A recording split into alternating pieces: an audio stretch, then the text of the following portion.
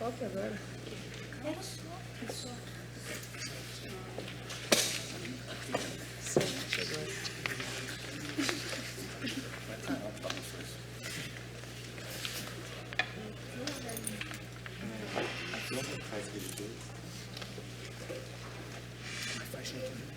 Só licença, você está fazendo?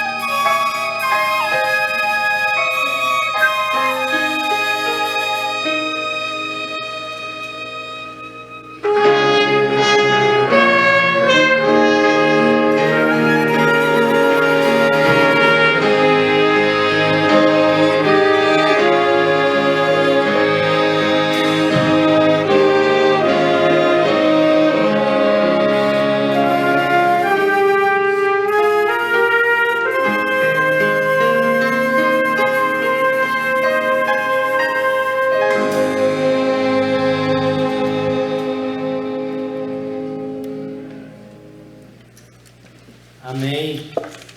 Manso, suave, ele está convidando. Chama, ó pecador, vem. O culto público é o momento em que nós, pecadores, nos juntamos para nos encontrar com o Deus Santo.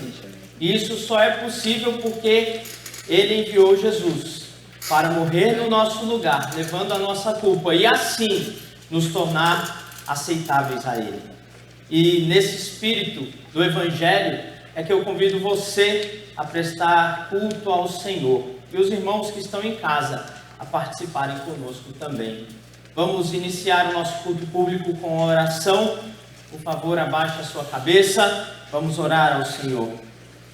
Muito obrigado a Deus, porque podemos nos achegar ao trono da graça, confiando em Jesus Cristo, nosso Senhor e Salvador, que por meio do seu sangue derramado, perdoou cada um e todos os nossos pecados, ó Deus.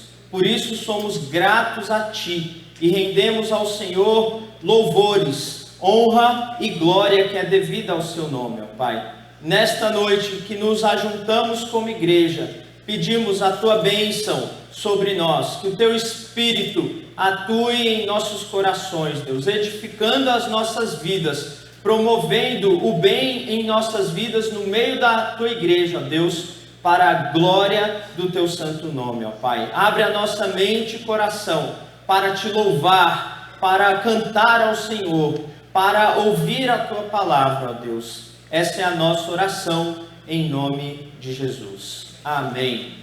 Amém. Meus irmãos, quero dar alguns avisos a respeito do andamento da nossa igreja.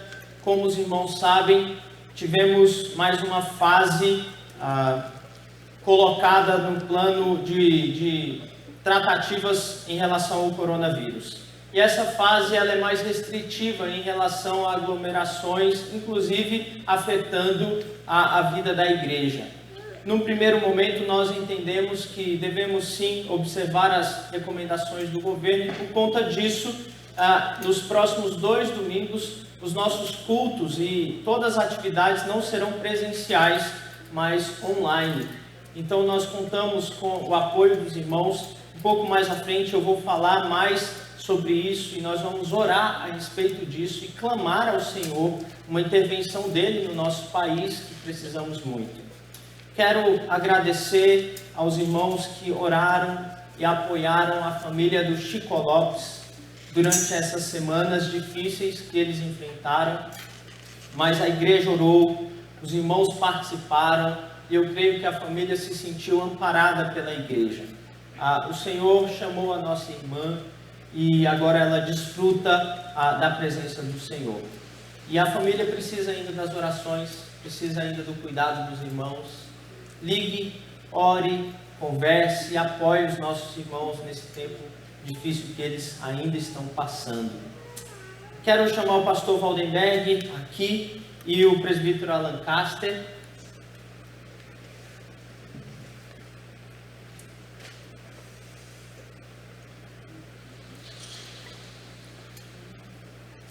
Pastor, por favor.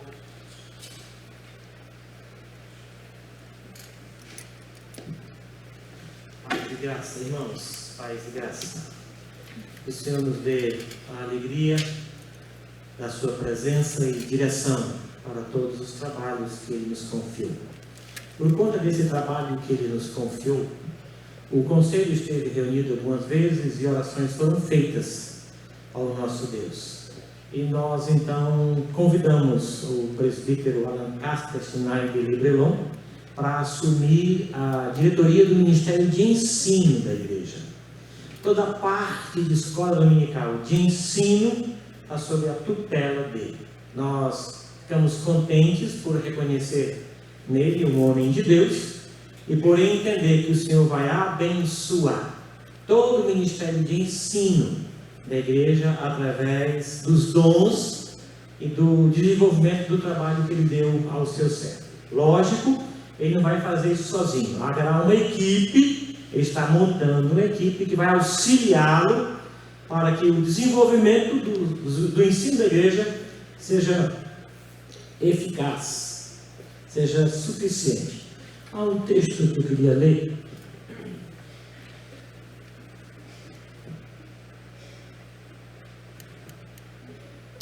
Suplicai ao mesmo tempo também por nós, para que Deus nos abra a porta à palavra, a fim de falarmos do mistério de Cristo. O ministério de ensino da igreja, ele exige para falar de Cristo. E o pedido de Paulo aqui, que orações fossem feitas para que isso fosse realizado. Orem por ele, orem pelos seus auxiliares, pelos professores, orem para que o ensino fale de Jesus e edifique vidas. Vamos orar? Senhor, aqui está o teu servo, a quem o Senhor escolheu para desenvolver, junto com outras tarefas que ele já faz, a direção do ministério de ensino. Pedimos que o teu Espírito que o capacitou, capacite também para desenvolver esse ministério, de forma que a pessoa bendita de Jesus seja melhor conhecida e seja amada, e que os ensinos dos professores falem de Jesus, e que todo esse ministério desenvolva em nós um desejo de conhecer mais, e mais o Senhor Jesus. Esta igreja existe para isso. O ministério de ensino existe para isso. Abençoe, ó Deus, o presbítero Alain, e junto com ele a sua família, no apoio a esse trabalho. Ajude-o a montar esta equipe e a desenvolver isso, para a glória do teu nome e edificação do teu povo, em nome de Jesus. Amém. Amém. Deus abençoe, meu irmão.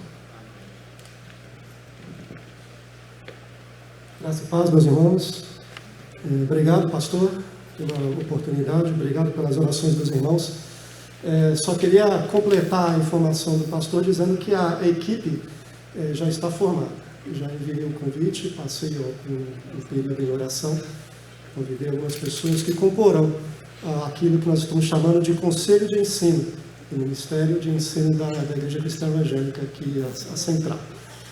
Então, os irmãos que irão me ajudar, vou torcer aqui para não esquecer nenhum nome, não anotei, mas comigo a professora Silvana vai me ajudar nessa coordenação, a professora Isa vai me ajudar, faz parte desse conselho de ensino, o pastor Expedito e esposa Nair comporão esse conselho de ensino, o Cláudio Osiro, que está servindo no plantão da igreja, nos auxiliará, a professora Simone comporá conselho de ensino, o pastor Vinícius e a Débora fazem parte também desse conselho de ensino, o presbítero Carlos Guedes e a Rosiane também fazem parte desse conselho de ensino. Junto comigo na secretaria, a minha esposa, a dona Beth, esposa do pastor, e a Daniela Kawashima também tem nos auxiliado na secretaria da igreja. Juntamente com esse conselho, espero não ter esquecido nenhum nome, temos alguns professores, alguns deles estão presentes aqui. Então, esses professores eles têm se esmerado nesse período tão difícil. O pastor Vinícius mesmo conduziu nesse período de distanciamento, aulas à distância, o que não é fácil, não é nada fácil transmitir, lecionar, ensinar à distância, não é nada fácil.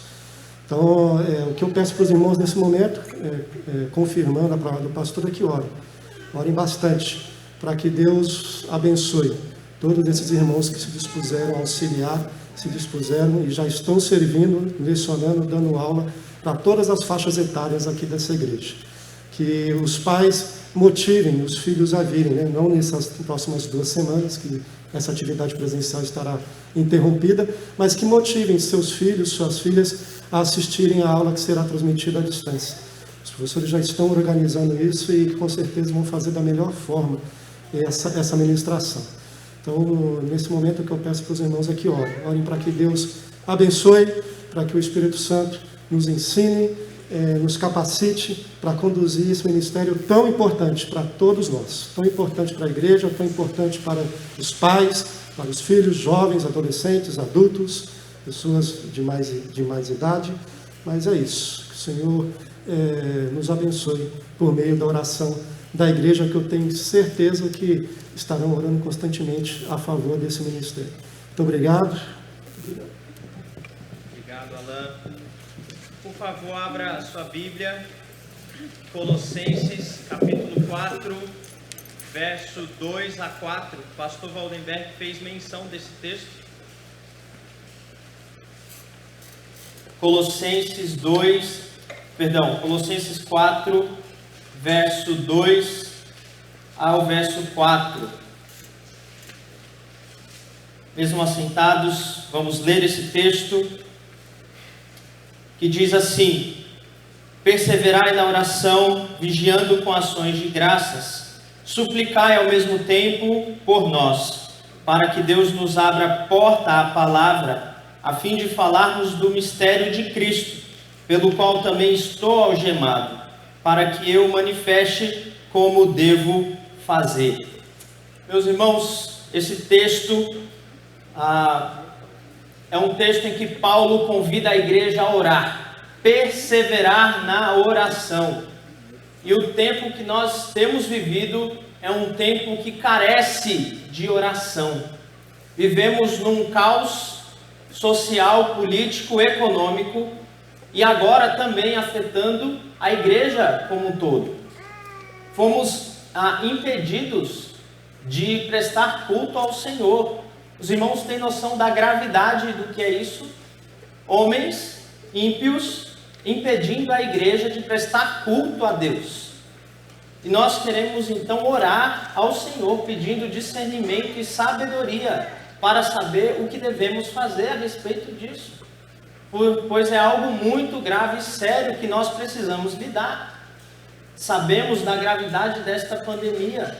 Sabemos, temos visto que as vidas estão sendo ceifadas nesta pandemia. E sabemos que o nosso Deus é soberano, inclusive para impedir-nos de cultuar. Assim Ele o fez em vários momentos da história. Mas precisamos buscar a sabedoria do Senhor para saber o momento em que estamos vivendo. Ainda nessa faixa nebulosa, irmãos, nebulosa, do que devemos fazer? Precisamos orar ao Senhor e clamar a Deus pela nossa nação e pela igreja do Brasil, para que manifestemos o Evangelho como devemos fazer, ainda num contexto contrário a isso. O Evangelho jamais fica algemado, o Evangelho sempre é proclamado, e é essa oração que nós vamos fazer nesse momento. Eu quero convidar você, meu irmão, minha irmã que está aqui, a juntos orarmos ao Senhor, suplicando a intervenção dEle no nosso país, para que possamos nos reunir novamente como igreja do Senhor. E os irmãos que estão em casa estão convidados a fazer essa oração também. Se você puder, meu irmão, coloque-se de joelho nesse momento. Se você não puder se colocar de joelho, vamos orar sentados, mas vamos orar ao Senhor nesse momento, clamando, suplicando a Ele a intervenção dEle na nossa nação. Vamos fazer essa oração juntos.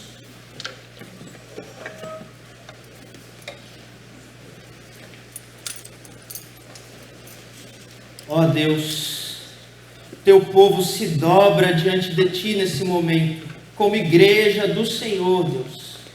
Nós nos dobramos suplicando o teu auxílio a nós como igreja do Senhor e ao país em que vivemos, ó Deus. Diante de tantas dificuldades, ó Deus, nós olhamos para ti como nosso Deus, a nossa esperança, o nosso Senhor, o nosso Salvador, ó Deus. Dá ao teu povo sabedoria para viver nesses dias maus, Senhor. Dá-nos ao mesmo tempo prudência e coragem, Senhor. Dá-nos discernimento para compreendermos os dias que estamos vivendo, ó Deus. Ó Senhor, tem misericórdia do teu povo. Se a tua mão tem nos disciplinado, que possamos, Senhor, arrepender-nos dos nossos pecados e nos voltar para ti, ó Deus. Nós clamamos a ti, que o teu Espírito venha e nos encha, ó Pai, com discernimento e sabedoria para esse tempo, ó Deus. E pedimos a tua intervenção, Senhor, ao nosso país, diante do que temos visto, ouvido e vivido nesses dias, ó Deus. De uma pandemia que tem tirado milhares de vidas, Senhor. Tem misericórdia deste povo, Senhor. Ó Deus, Senhor, intervenha nessa situação, Pai, diante dos nossos governantes, que muitas vezes, ó Deus, tomam medidas que vão contrário ao Senhor, que são medidas que fazem mais mal do que bem, ó Deus. Medidas com interesses por trás, interesses políticos, interesses egoístas, ó Deus. E nós clamamos, Pai, a tua intervenção, porque muitas vezes não podemos fazer nada, mas o Senhor pode intervir na nossa nação, ó Deus. Que o teu nome se torne mais conhecido e seja glorificado, ó Pai, nesta nação, diante disso que temos vivido. Venha o teu reino, Senhor, e seja feita a tua vontade diante disso tudo que temos vivido, ó Deus. Suplicamos a ti como igreja, prostrados diante do Senhor, ó Deus, clamando a ti, que é o Rei dos Reis, o soberano sobre o Brasil, sobre os governantes, ó Deus, sobre o mundo, ó Pai, para que intervenha nesta situação em que estamos vivendo e nos dê, ó Deus, sabedoria diante desses dias. Essa é a nossa oração, Senhor. Venha, ó Pai, sobre nós o espírito de humilhação, de arrependimento, ó Deus. para sabermos os dias que temos vivido, Senhor, para que o nosso coração não fique distante de Ti nesses momentos, ó Deus, que possamos realmente buscar a Tua face, a Tua bênção, a Tua direção para nós e para o Teu povo nesses dias, em nome de Jesus e para a glória de Jesus. Amém, amém, amém. Louvado seja o Senhor. Meus irmãos, pedimos orações, conselho da igreja, precisamos orar. Orem por nós diante dessas circunstâncias difíceis, decisões que precisamos tomar. Quão difícil é, irmãos. Orem por nós e confiem em nós enquanto liderança. Esse é o nosso pedido para vocês. Amém. Depois desse momento de contrição, de quebrantamento, nós agora teremos um momento de ofertório e trazer ao Senhor aquilo que Ele tem nos dado. Eu sei que muitos irmãos já têm feito isso, com depósitos, com transferências, mas aqueles que vieram preparados para trazer o seu dízimo e a sua oferta, por favor, esse é o momento em que você tem a oportunidade de fazer isso.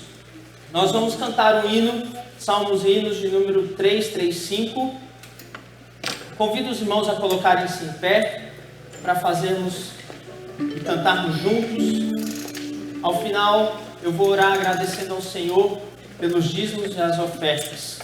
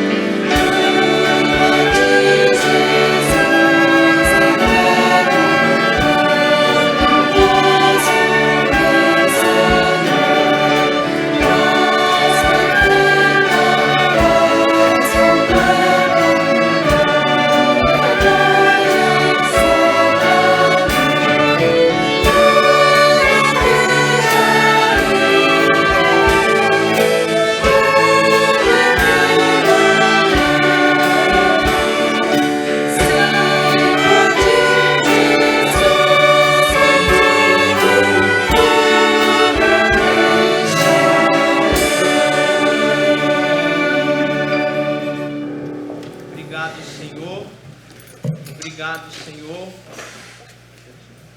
Nós te agradecemos, ó Deus, porque o Senhor tem sustentado o teu povo, tem nos dado ao ponto de podermos dividir, ao ponto de podermos contribuir com a tua obra, Deus. Muito obrigado. Sabemos, ó Pai, que o Senhor usa a nossa contribuição tão singela para fazer uma grande obra, Deus, de fazer conhecido o teu nome aqui em São José e em toda a terra.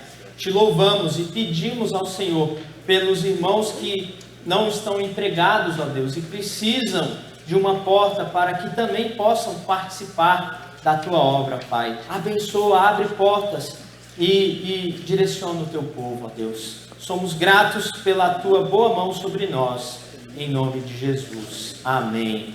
Amém. Vamos continuar louvando ao Senhor com cânticos espirituais. Boa noite, irmãos.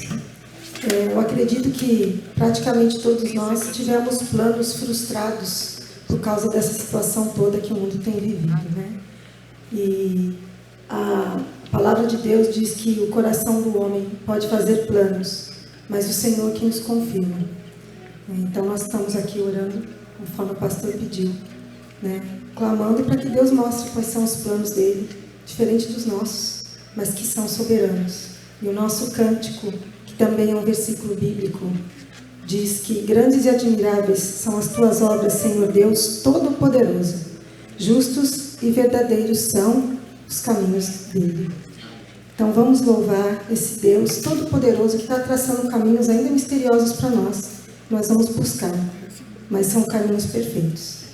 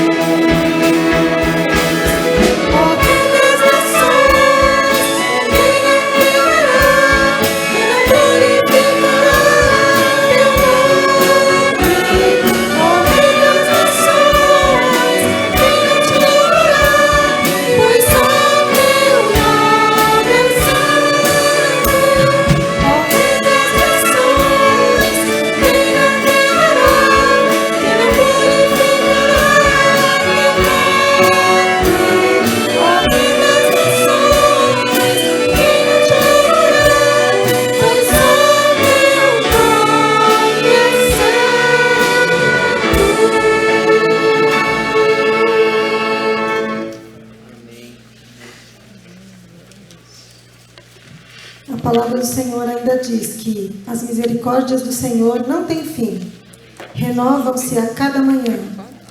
Grande é a fidelidade do Senhor, e ela se estende de geração em geração. Graças te damos, ó Deus, que por sua misericórdia e fidelidade, o Senhor está sempre cuidando de nós, apesar de nós não sermos merecedores.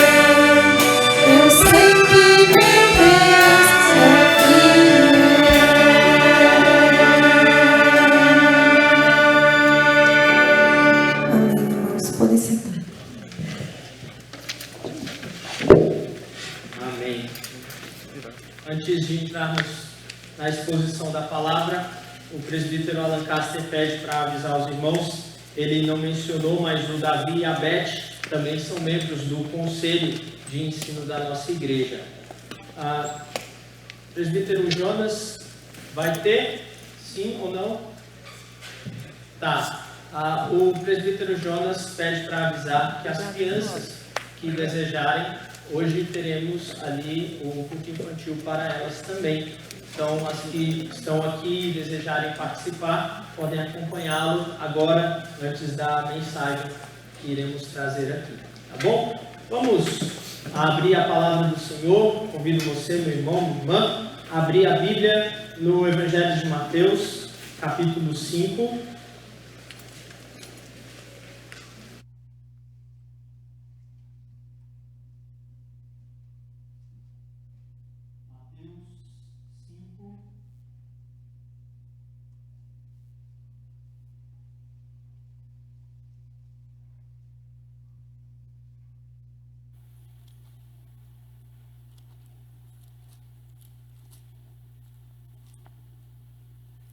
Vou ler apenas os primeiros 2 versículos e depois eu vou para o Mateus 7 e vou ler o último versículo, verso 28. Então, Mateus 5, 1 e 2 diz assim: Vendo Jesus as multidões, subiu ao monte e, como se assentasse, aproximaram-se os seus discípulos e ele passou a ensiná-los, dizendo.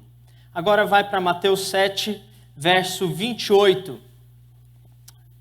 Mateus 7, 28, que diz: Quando Jesus acabou de proferir estas palavras, estavam as multidões maravilhadas de sua doutrina, porque ele as ensinava como quem tem autoridade e não como os escribas. Apenas até aqui.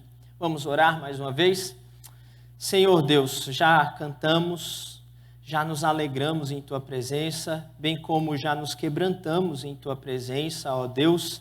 E nesse misto de emoções diante de Ti, queremos agora trazer o nosso coração à presença da Tua palavra e ouvir o que o Senhor tem a dizer a nós nesta noite. Abençoa o Teu povo com a exposição dela, ó Deus, e fala aos nossos corações, em nome de Jesus. Amém. Bom, meus irmãos, tenho trabalhado desde a semana passada aquela ordem de Jesus que disse no final de Mateus capítulo 28 que nós devemos ensinar os novos discípulos a guardarem tudo aquilo que Jesus ensinou. Isso faz parte do ser discípulo, ensinar a obedecer tudo aquilo que Jesus ensinou e ordenou a nós. Para compreendermos isso, eu fiz uma proposta aos irmãos, que é olhar o Evangelho de Mateus e ver justamente nesse Evangelho as ordens de Jesus e os ensinos de Jesus, os quais vão compor isso que Mateus está dizendo de tudo aquilo que Jesus nos ordenou. E nessa noite eu quero iniciar então a exposição do Sermão do Monte, que é um dos primeiros discursos de Jesus no Evangelho de Mateus, que nos ajudará a entender o que Jesus estava dizendo com tudo o que vos tenho ordenado. Esse sermão é um dos mais conhecidos de Jesus. Ele traz curiosidade tanto de nós crentes como dos descrentes. Inclusive, vários livros têm sido escritos por descrentes acerca do Sermão da Montanha, e buscando princípios ali que vão ajudar as pessoas no seu dia a dia. E, de fato, quando você lê o texto de Mateus, do capítulo 5 ao capítulo 7, nós vemos várias coisas que parecem tão simples que, se as pessoas aplicassem isso no seu dia a dia, mudariam muitas coisas. Por exemplo, casamentos não chegariam ao fim se o homem ou a mulher não adulterassem. Coisas simples que nós vemos registradas aqui nesse texto. Talvez por essa atualidade do texto de Mateus, ele traga tanta curiosidade das pessoas. Aqui Jesus está falando, por exemplo, sobre adultério, sobre assassinato, sobre divórcio.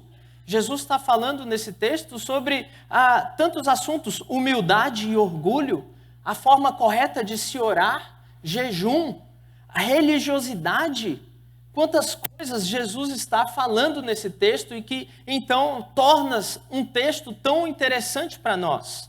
E a proposta então nessa exposição de hoje é nós olharmos o sermão como um todo, do capítulo 5 ao capítulo 7, sobrevoando o sermão para compreendermos as suas características principais e tirarmos lições preciosas para a nossa vida a respeito desse sermão. E então, nas próximas semanas, afunilarmos para os temas específicos tratados por Jesus aqui.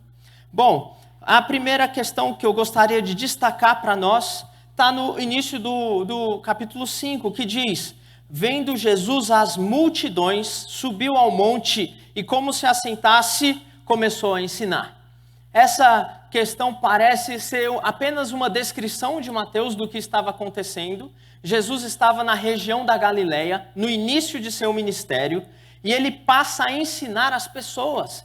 E uma multidão começa a seguir Jesus, porque ele começa a fazer curas e ensinar de uma forma diferente do que aquelas pessoas estavam acostumadas. E veja, a região da Galileia é uma região estratégica escolhida por Jesus, porque nós sabemos que nos dias de Jesus, digamos que Israel era dividido em duas grandes regiões: a Judéia, onde ficava Jerusalém e a própria Belém, e a Galileia, onde era chamada de a Galileia dos gentios, onde houve uma mistura maior e uma influência maior do Império Romano sobre o povo de Deus, onde aqueles que viviam em Jerusalém muitas vezes desprezavam os que viviam na Galileia, porque se misturavam com os gentios e não seguiam o que a lei, ou pelo menos o que os mestres da lei diziam com relação a como deveriam viver. Eles estavam longe de Jerusalém e do templo. Então eram cidadãos de segunda classe de Jerusalém. Mas é justamente nesse ambiente que Jesus decide começar o seu ministério. E Jesus começa anunciando o reino de Deus justamente na Galileia. E ele começa então a ensinar sobre o reino de Deus. E eu estou falando sobre o reino porque, para entendermos o Sermão da Montanha, nós precisamos compreender essa temática do reino de Deus dentro do Evangelho de Mateus. Quando nós lemos do capítulo 5 ao capítulo 7, nós vamos ver cerca de 9 vezes a palavra reino aparecendo nesse texto. E quando nós olhamos todo o Evangelho, mais de 40 vezes aparece a expressão reino, na maioria delas, reino dos céus. Para os irmãos terem uma noção de como esse assunto é um assunto norteador de Jesus dentro do Evangelho de Mateus. E Mateus parece querer apresentar Jesus como o rei que vem anunciando o reino. O rei que vem em cumprimento às promessas feitas no Antigo Testamento, em cumprimento às expectativas em que Deus um dia viria, interviria na história e inauguraria o seu reino. E Mateus está dizendo, esse dia chegou em Cristo Jesus, e esse dia chegou, por isso o Evangelho é a boa notícia que o reino de Deus chegou. E Mateus vai então fazer esse estabelecimento do reino em todo o seu evangelho. Ele começa fazendo isso em Mateus capítulo 1, verso 1, que ele diz: Evangelho de Jesus Cristo, filho de Abraão, filho de Davi. O que isso significa? Que Jesus é o cumprimento, ele é o filho da promessa prometido a Abraão, ele é o filho prometido a Davi que iria reinar para sempre. Esse é Jesus. Mateus vai trazer para nós que Jesus também é o verdadeiro Israel. No capítulo 2, verso 15, disse que do Egito chamei o meu filho. E várias comparações entre Jesus e Israel vão estar sendo feitas no Evangelho de Mateus. Israel foi tirado do Egito, Jesus também. Israel passou 40 anos no deserto sendo provado por Deus. Jesus passou 40 dias no deserto sendo provado por Deus. E aqui, no capítulo 5, veja que coisa interessante quando nós pensamos nessas analogias que Mateus parece estar fazendo. Nós temos Moisés subindo ao monte em Êxodo, capítulo 19, verso 3, para receber a lei do Senhor em cima do monte. Nós temos aqui, no capítulo 5, Jesus subindo ao monte e ensinando os mandamentos do Senhor ao povo. Mateus está querendo chamar a nossa atenção para dizer que essas palavras proferidas do capítulo 5 ao capítulo 7 não são palavras simplesmente proferidas por qualquer mestre, por qualquer estudioso da lei. Essas palavras são proferidas pelo próprio rei, autor da lei. Essa palavra que nós temos aqui, esse sermão, ele é a mensagem do reino de Deus para nós. E veja, ele tem autoridade porque é a mensagem do rei para nós. Nós vivemos num contexto em que não sabemos o que é uma monarquia. O Brasil deixou de ter monarquia já fazem muitos anos. E nós não temos noção do que é isso. Mas eu tenho certeza que você já assistiu a algum filme ou já viu alguma série em que estabelece essa questão da monarquia. E a monarquia é algo tão importante que as pessoas não falam de qualquer forma diante do rei. As pessoas não se aproximam de qualquer forma diante do rei. As pessoas não podem contrariar o rei, porque é uma monarquia, é um rei que está acima dos seus súditos.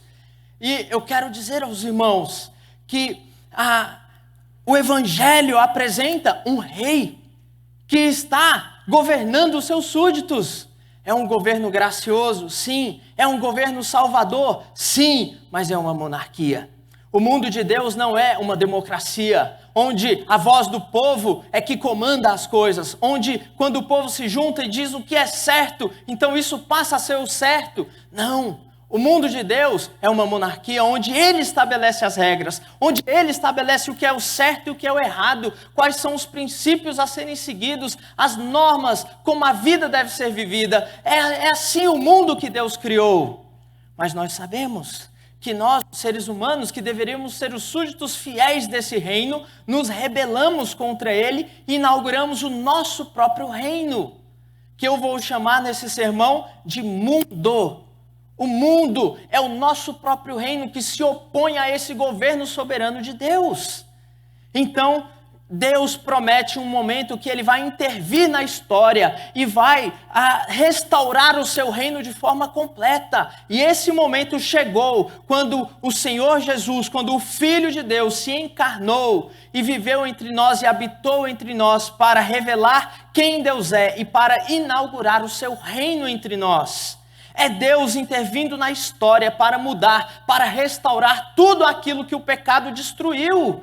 Essa expectativa que os profetas tinham no Antigo Testamento. Leia Isaías, leia Jeremias, leia Ezequiel e você vai ver a expectativa desses homens e do povo, do momento em que Deus mudaria a sorte da nação e restauraria a nação num governo gracioso do Messias, num governo justo de justiça, num governo de santidade, num governo de bênção sem fim. Essa a descrição a respeito do reino de Deus.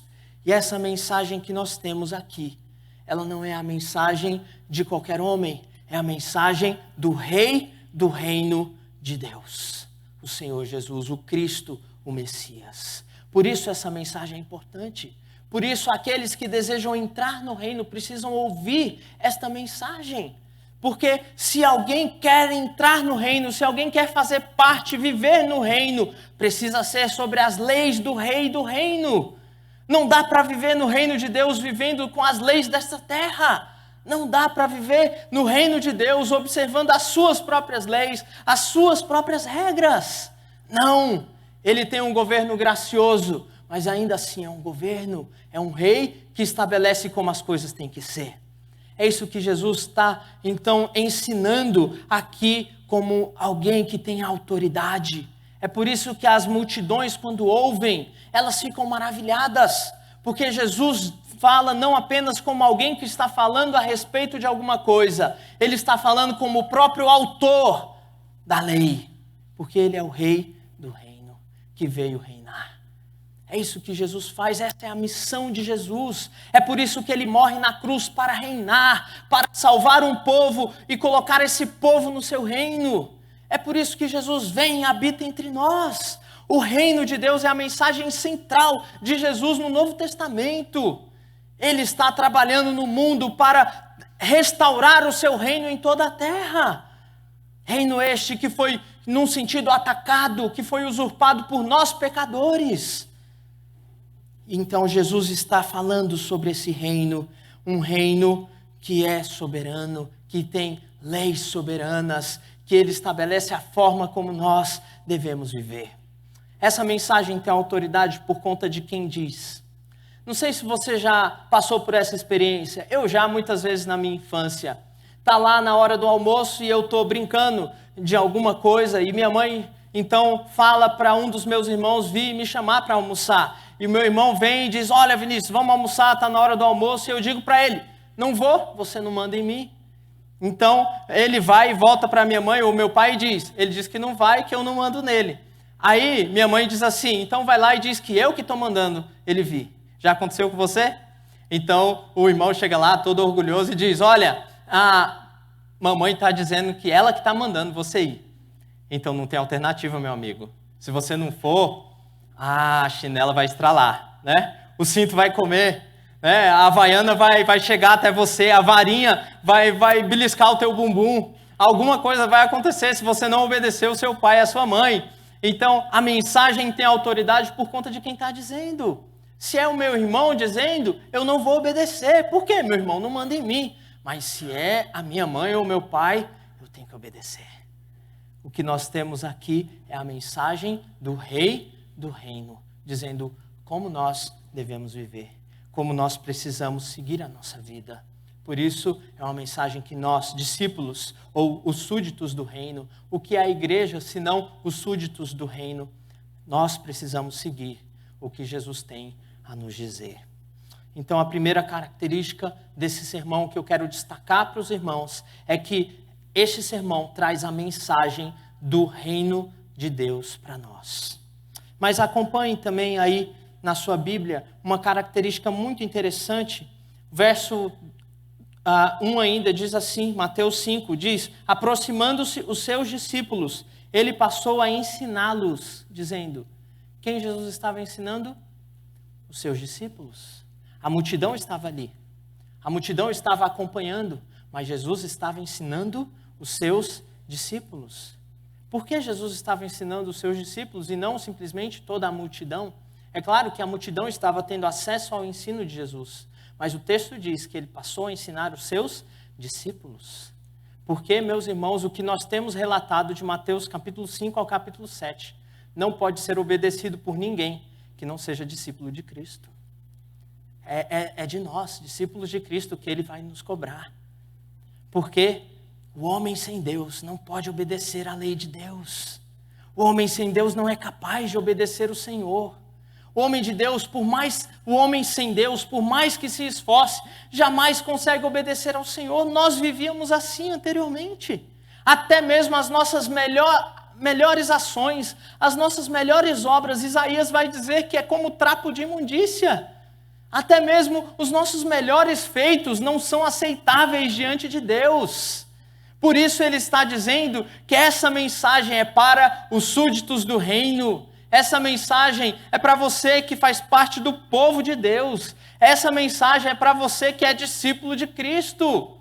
Essa mensagem não traz simplesmente princípios morais e éticos que, se nós seguirmos na nossa vida, a sociedade vai ser abençoada. Não!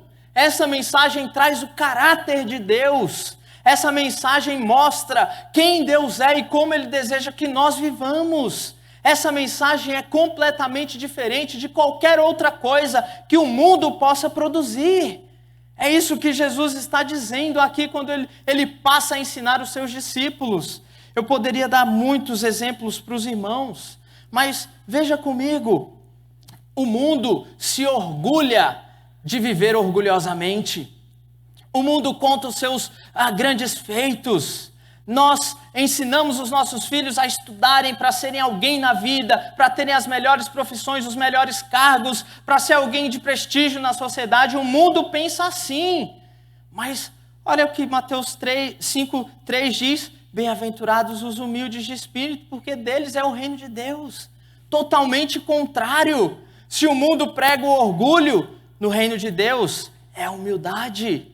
Olha como essas bem-aventuranças vão dizer, o mundo prega uma vida feliz, uma vida em bem-estar, uma vida de sucesso. Tanto é assim que as redes sociais mostram vidas felizes, vidas de sucesso. Todo mundo é feliz e vive num lugar feliz e vive uma vida maravilhosa. Não dá uma tristeza às vezes em olhar as redes sociais? Você fala, nossa, será que é só comigo que as coisas não acontecem assim? Você olha alguém que estudou com você lá atrás, 15 anos atrás, e fala, poxa, olha o carro dessa pessoa, olha a casa dela, olha que família feliz ela tem. E você começa a olhar, mas essa não é a realidade, irmãos. Nós postamos apenas as coisas boas, apenas o que desejamos que os outros vejam, apenas coisas que nos exaltam nas redes sociais. Porém, o reino dos céus, bem-aventurados são os que choram por conta dos seus próprios pecados, porque esses vão ser consolados. Vejam, os padrões são completamente diferentes. Eu poderia dar vários exemplos para os irmãos a respeito dessas grandes diferenças que está entre o padrão do reino dos céus e o padrão humano. No reino dos céus, por exemplo, nós, quando fazemos coisas boas, quando fazemos assistência social, quando fazemos obras sociais, nós escondemos a mão direita da mão esquerda para que ninguém veja, somente o Senhor veja. Mas o mundo, quando os milionários, os políticos vão fazer alguma coisa boa, eles convocam a imprensa e chamam todo mundo e tiram foto, cortando, inaugurando a instituição social que vai abençoar milhares de crianças pobres. Porque eles querem ser vistos pelos homens. Veja como é o padrão completamente diferente. O padrão do mundo está preocupado apenas com o comportamento, com as coisas externas. O padrão do reino de Deus está preocupado com o coração, com aquilo que está lá dentro de nós. Olha o capítulo 5, quando ele diz, ouvistes o que foi dito pelos antigos, não adulterarás, verso 27, eu porém vos digo, qualquer que olhar para uma mulher com intenção impura no coração, já adulterou com ela. Veja a diferença, o contraste entre o padrão de Deus e o padrão do mundo. Nós temos aqui uma mensagem completamente diferente do que o mundo pode produzir, do que a sabedoria do mundo pode produzir, do que os melhores pensamentos do mundo pode produzir. Nós temos aqui a mensagem do reino de Deus que é completamente diferente, que é contracultural, que é oposta à forma como o mundo vive. É isso que Jesus está mostrando para nós. Essa é uma mensagem completamente diferente. Olha o capítulo 6, falando da oração, verso 5. E quando orardes, não sereis como os hipócritas, que gostam de orar em pé nas sinagogas e nos cantos das praças. Veja, no reino dos céus é diferente. Ninguém precisa saber que você está orando. Ninguém precisa saber que você é espiritual e que você jejua e que você faz muitas coisas. É completamente diferente. Mas Jesus também diz que no reino dos céus você não precisa ficar orando com vãs repetições como os gentios, verso 7. Porque presumem que pelo muito falar serão ouvidos. Não vos assemelheis, pois, a eles, porque Deus, o vosso Pai, sabe o que tendes necessidade antes de pedir. Veja, o padrão é completamente diferente. Não é no muito falar. Não é no muito falar que se agrada a Deus. O que Jesus está mostrando são dois modos completamente diferentes de viver. Um é viver segundo o mundo, segundo o curso desse mundo. O outro é viver segundo os padrões do reino de Deus, que Ele está apresentando para nós, os cidadãos do reino. Olha como Jesus vai falar sobre essa diferença, por exemplo, sobre o que nós buscamos para a nossa vida. Ele diz, verso 19 do capítulo 6, não acumuleis para vós outros terrenos sobre a terra, onde a traça e a ferrugem corrói, onde ladrões escavam e roubam. Mas, padrão do reino dos céus, ajuntai para vós outros tesouros nos céus, onde traça nem ferrugem corrói. Onde está o teu tesouro, ali estará também o teu coração. Veja, enquanto o mundo busca as riquezas, a felicidade como bem supremo, o bem-estar, a vida para si mesmo, o reino dos céus diz: busque em primeiro lugar o seu reino e a sua justiça, e todas essas necessidades básicas serão acrescentadas. Por isso Jesus vai dizer: não andem ansiosos, porque os que não conhecem a Deus é que vivem assim. Jesus está dando 2 modos radicalmente distintos de vida. E olha como ele vai encerrar o Sermão do Monte. Ele vai falar sobre 2 caminhos, ele vai falar sobre 2 fundamentos.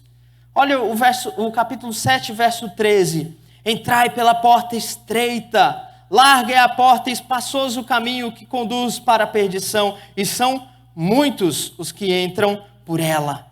Porque estreita é a porta e apertado o caminho que conduz para a vida, e são poucos os que acertam com ela.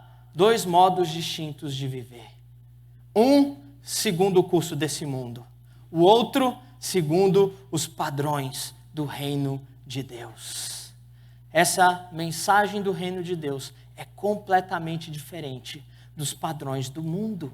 É isso que Jesus está nos ensinando aqui nesse sermão. Nós vamos observar cada um desses contrastes à medida que a exposição do texto for sendo feita nas próximas semanas.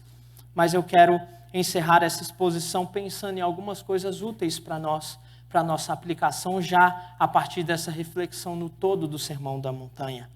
E a primeira aplicação que eu tenho para nós aqui nessa noite é que a vida do reino de Deus está disponível hoje para nós. Veja, Jesus está dando esses princípios não para que nós olhemos e digamos: não consigo viver assim. O padrão é muito elevado, então, já que eu não alcanço o padrão, é melhor nem tentar. Não é isso que Jesus está querendo mostrar para nós. De fato, o padrão é muito elevado. Quem de nós consegue amar os nossos inimigos? Conforme Jesus está dizendo aqui. Quem de nós jamais peca na intenção do nosso coração? Seja em adultério, seja em assassinato, seja em outras coisas, em pensamentos. Quem de nós consegue se manter puro o tempo todo? Quem de nós consegue viver segundo esses padrões? Nenhum de nós, irmãos. Ninguém, mesmo nós crentes, não conseguimos viver esses padrões. Mas o que Jesus está dizendo é: a vida do reino já pode ser experimentada por vocês. Essa vida maravilhosa das promessas de Deus no reino já podem ser vividas por nós, na nossa vida e nos nossos relacionamentos. Por quê, irmãos? Só tem uma razão por que isso pode acontecer. E é pelo fato do que Deus fez por nós através de Jesus. Ele cumpriu isso aqui. Ele viveu de modo perfeito. E Ele é o nosso substituto, onde a obediência dele é aplicada sobre nós. E a nossa desobediência é aplicada sobre Ele. E na cruz Ele leva a culpa pela nossa desobediência e pecado.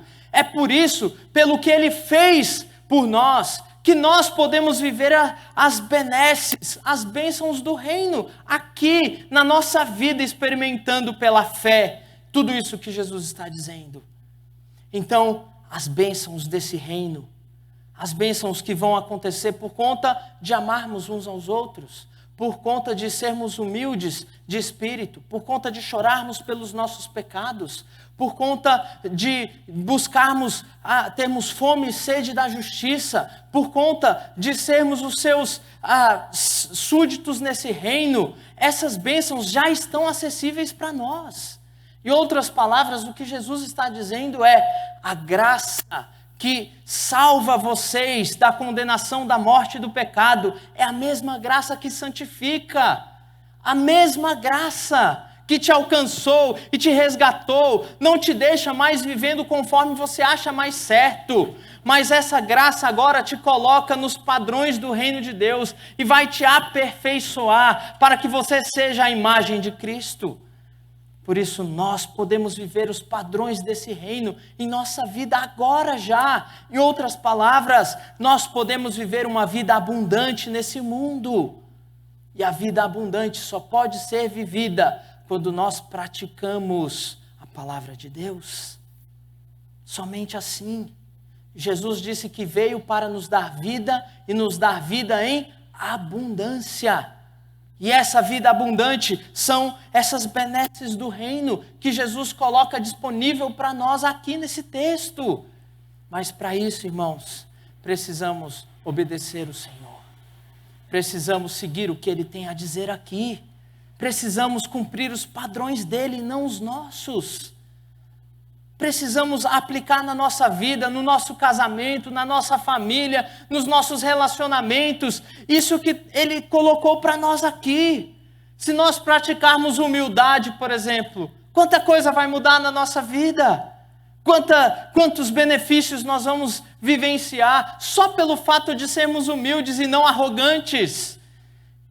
Nós vamos descrever essas benesses ao longo dos próximos sermões. Nós vamos ficar encantados como a vida pode ser abundante, mesmo vivendo aqui nesse mundo. Mas para isso, meus irmãos, precisamos olhar para o que Jesus fez e para o que Ele está fazendo em nós. Somente em Jesus é possível obedecer a palavra dEle. Se formos obedecer por nós mesmos, fracassaremos. E com certeza vamos fracassar muitas vezes. E todas as vezes que fracassarmos, nós temos um advogado junto ao Pai, que intercede por nós e faz com que o nosso pecado seja perdoado. E assim nós podemos recomeçar novamente a seguir os padrões sem nunca desistir. Essa é a beleza do Evangelho. O fardo pesado e da condenação tirou. Não existe mais condenação sobre nós. A lei de Deus passa a ser algo leve, passa a ser algo agradável para nós, porque ela não nos condena mais. Ela nos apresenta um caminho de vida abundante. É isso que significa essa mensagem do reino de Deus para nós. Uma segunda aplicação para nós. O amor salvador de Jesus não pode ser separado do senhorio de Cristo. Já pararam para pensar por que a Bíblia descreve Jesus como Jesus Cristo? Nós sabemos que o nome Jesus significa a salvação vem do Senhor, aquele que vem salvar. Isso significa o nome Jesus. E Cristo, o que significa? Rei, Messias, aquele que vem reinar. Então, nós precisamos crer em Jesus Cristo, o Salvador e o Senhor. Aquele que salva e que nos coloca num caminho de santidade para viver para Ele. Jamais podemos separar a salvação graciosa do senhorio gracioso de Deus, de Cristo para nós. Veja, a linguagem de reino é muito interessante. Quando nós evangelizamos, quando nós ensinamos alguém, e nós, então, convidamos essa pessoa a crer em Jesus, nós estamos querendo dizer o seguinte: olha, você está vendo Jesus, Ele é o Rei de toda a terra, e você tem vivido longe das ordens desse Rei, você tem vivido em rebelião a esse reino, por isso você precisa se arrepender do seu pecado de rebelião que gera todos os outros pecados. Então você precisa crer em Jesus que morreu na cruz para que você fosse perdoado e aceito. E então você precisa se submeter a esse reino. É isso que nós queremos dizer. É isso que nós fizemos naquele dia da nossa conversão. Nós não simplesmente recebemos a salvação do Senhor. Nós recebemos o senhorio do Senhor. Nós deixamos de ser escravos do pecado e passamos a ser escravos de Deus. Porque não se pode separar a salvação de Jesus do senhorio do Cristo. É isso que o Sermão do Monte apresenta para nós. Esse evangelho da graça barata, venha para Jesus, creia em Jesus e continue vivendo assim. Ele te aceita do jeito que você é. Não condiz com o evangelho do reino de Deus, que diz, ele aceita o pecador, mas ele transforma o pecador para que o pecador viva segundo os padrões desse reino. Porque é assim, ele é o Rei soberano. Então a conversão nada mais significa senão você se humilhar diante desse Rei e aceitar o senhorio dele. É por isso que Jesus diz para aqueles que desejam segui-lo, ele diz assim, veja muito bem se você quer me seguir. Observe muito bem se você deseja se submeter, porque aquele que deseja me seguir tem que morrer para si mesmo, tem que negar a si mesmo, tem que tomar a sua cruz para poder me seguir. Então eu quero dizer a vocês, Jesus vai dizer, olha aquele homem que está construindo a casa, ele vai ser imprudente se ele não avaliar todas as alternativas e todas as possibilidades antes de começar a construção. Porque se ele começar a construir sem ter o dinheiro, ele vai parar a obra no meio do caminho e vai passar vergonha. Olha aquele rei que se depara com um reino muito maior, com um exército muito mais poderoso do que ele, vindo cercar a sua cidade, e ele então tem que decidir se ele vai enfrentar aquele exército ou se ele vai simplesmente se render àquele exército. Então observe, se você não consegue seguir, então não siga. Mas Jesus está dizendo, preste muita atenção, esses são os padrões, se você deseja me seguir, é isso que eu espero de você. Jesus é claro, Jesus é muito claro. Nós temos aqui os padrões de Deus, o que Ele deseja que nós sigamos. E tudo isso, irmãos, mostra que Ele tem um governo gracioso para nós. O mundo diz que não é possível ter um governo gracioso. O governo sempre é tirano, o governo sempre é autoritário. Mas a Bíblia mostra que o governo de Deus é gracioso. O governo de Deus é sábio. É isso então que Ele nos ensina aqui. E por fim, meus irmãos, o mundo precisa que o povo de Deus seja diferente. O mundo precisa que nós vivamos esses padrões do reino de Deus.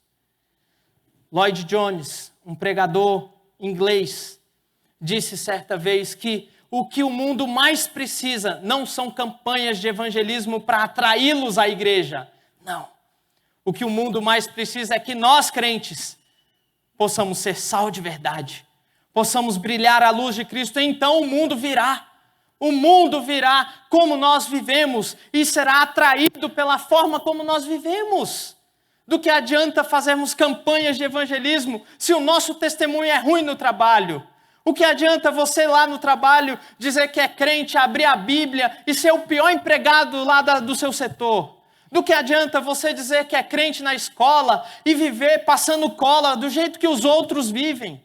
Do que adianta você ser crente e dirigir no trânsito como os não crentes dirigem? Do que adianta as nossas famílias levantarem a bandeira de que nós somos crentes e vivermos como as famílias dos descrentes, com lutas, com falta de perdão, com arrogância, com as formas de desobediência, do mesmo jeito? Ah, meus irmãos, o mundo olha então e não se atrai pelo evangelho, porque isso não produz nenhuma mudança. Mas quando nós vivemos pela graça de Deus, esse evangelho, esses padrões de Deus, o mundo então é atraído ao Senhor Jesus pela forma como nós vivemos. É isso que Jesus espera de nós. Portanto, o mundo precisa que o povo de Deus seja diferente. Essa é a mensagem do reino dos céus. A mensagem do rei que veio nos dar orientação para vivermos nesse mundo. Uma mensagem que é contra a cultura, que é completamente diferente e que vai fazer com que nós vivamos de modo abundante e vai atrair o mundo ao Senhor Jesus. Por isso precisamos ouvir o que Jesus tem a dizer e nos submetermos a Ele. Vamos orar, encerrando essa meditação e encerrando o nosso culto público. Eu convido você a colocar-se em pé para fazermos esta oração juntos e encerrarmos o nosso culto. Senhor nosso Deus, muito obrigado por Tua palavra. Ela é tão boa para nós, ela é tão clara, tão instrutiva, ó Deus. Muito obrigado. Nos ajude, Senhor, a viver os Teus padrões. Com certeza falhamos, pecamos tanto contra o Senhor, mas temos confiança em Jesus. E por Ele podemos continuar. Por Ele continuamos seguindo o alvo. Por Ele, Senhor, nós queremos obedecer. Por Ele viver para Ti. Por Ele, por nosso Senhor Jesus. Nos ajude e abençoe o Teu povo, Deus, a viver esses padrões, ó Pai. A mesma graça que nos salva, nos capacite, ó Deus, a vivermos assim, confiando que o Senhor é poderoso para nos capacitar. E abençoa o teu povo nessa semana que começa, ó Deus. Seja gracioso, ó Pai, seja com as famílias. Ó Deus, protege a vida do teu povo. Dá sabedoria e discernimento ao teu povo nessa semana. Abençoe, Senhor, a obra das nossas mãos, aquelas que vão te glorificar. Dá, Senhor, prudência, sabedoria para vivermos nesses dias, ó Deus. Abençoa o teu povo, Senhor. E que a graça do Senhor e Salvador Jesus Cristo, o amor do nosso Deus e Pai e a comunhão do Espírito seja com todo o teu povo aqui, Senhor, e com todo o teu povo reunido em toda a terra, hoje e até a volta bendita do Senhor Jesus. Amém, amém, amém. Sentai-vos, irmãos.